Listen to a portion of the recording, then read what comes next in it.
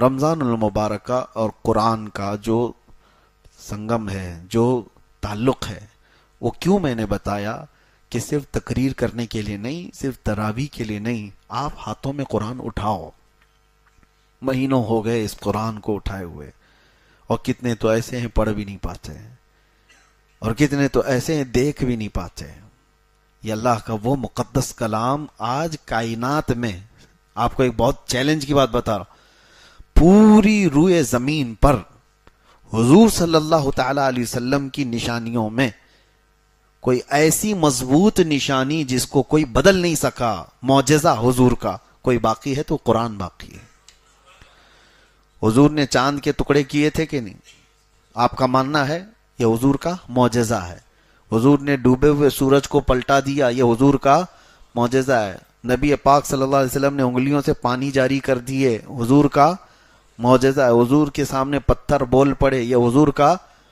لیکن یہ سب معجزے دیکھے آپ نے؟ چاند کا ٹکڑے ہونا، سورج کا پلٹ آنا، انگلیوں سے چشمے جاری ہونا دیکھا تو نہیں، حدیثوں میں پڑھا ہے اور علماء سے آپ نے سنا ہے۔ لیکن حضور پر جو قرآن اترا تھا وہ دیکھ بھی رہے ہو، سن بھی رہے ہو، پڑھ بھی رہے ہو۔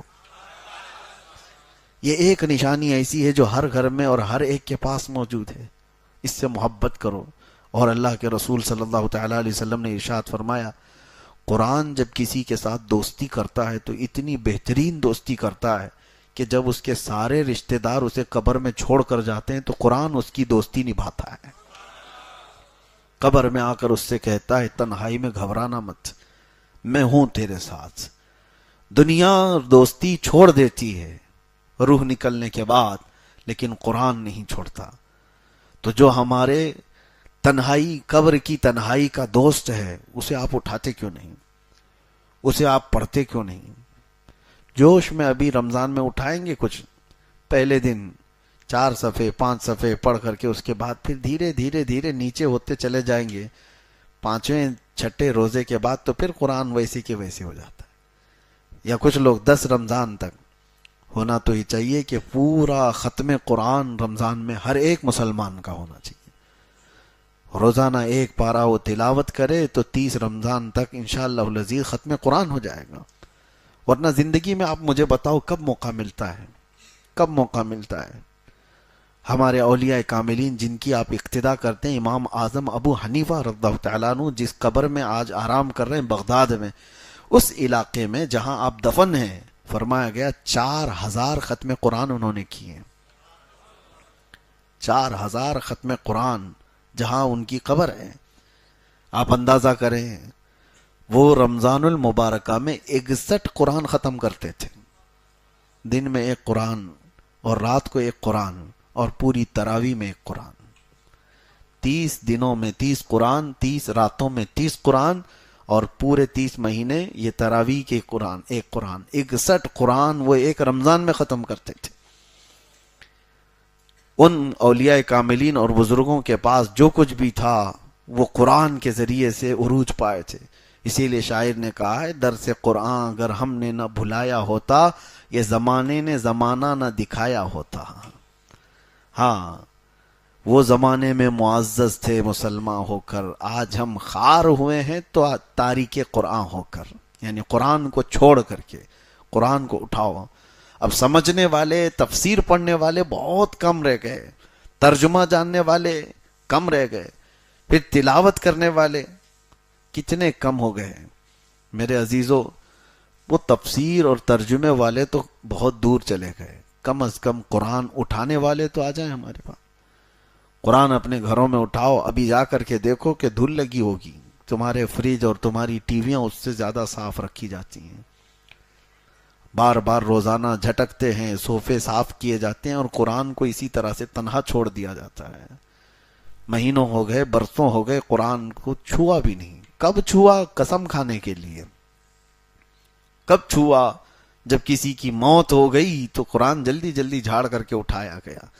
اور ایک بات میں آپ کو بتاتا ہوں، اللہ کے نبی صلی اللہ علیہ وسلم فرماتے ہیں، قیامت کے دن قرآن اور رمضان جس کے خلاف کھڑے ہو گئے، اسے دوزخ میں جانے سے کوئی نہیں روک سکتا، اسے جہنم میں جانے سے کوئی نہیں بچائے گا۔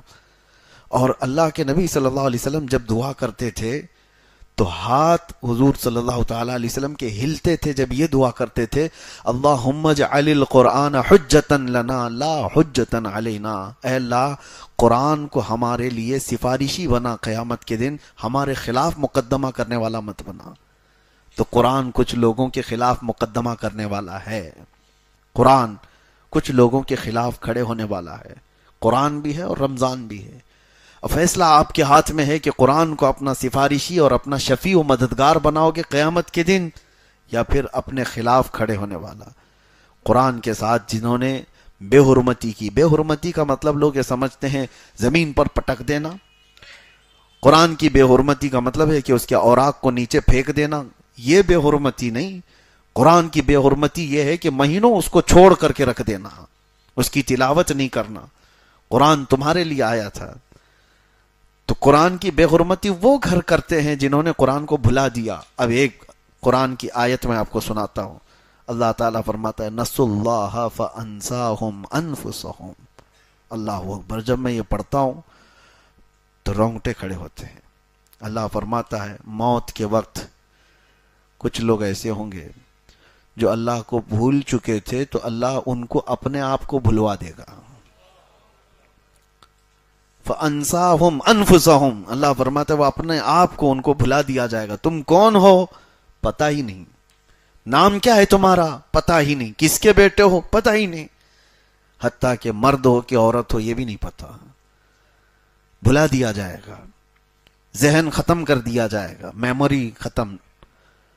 اس کے لیے یہ کن لوگوں کے لیے کہا گیا ہے؟ اللہ فرماتا ہے نسوا اللہ، وہ اللہ کو بھول چکے تھے، اللہ کو بھولے ہوئے لوگ ہیں۔ اور قرآن پاک میں ایک آیت ہے قال ربی لما حشرتنی اعمی وقد کنت بصیرا۔ کچھ لوگ کھڑے ہوں گے قیامت کے دن، کہیں گے کہ اللہ تو مجھے اندھا کیوں اٹھایا، میں تو دیکھنے والا تھا، گھیارا تھا۔ کچھ لوگوں کو اندھا اٹھایا جائے گا، نابینا اٹھائے جائیں گے، اور وہ پوچھیں گے کہ مولا میری آنکھیں کیوں چلی گئیں، میں تو دیکھنے والا تھا، گھیارا تھا دنیا میں۔ وقد كنت بصیرا، اب جواب سنو، رب تعالیٰ فرماتا قال كذلك اتتك آیاتنا فنسیتها وكذلك اليوم تنسى۔ اے بندے میری آیتیں تیرے پاس آئی تھیں اور تو نے ان کو بھلا دیا تھا، اسی لیے آج تجھ کو بھی تیری آنکھوں کے ساتھ بھلا دیا گیا، یعنی اس کو نابینا کر دیا گیا، اس کا سب کچھ ختم کر دیا گیا ہے۔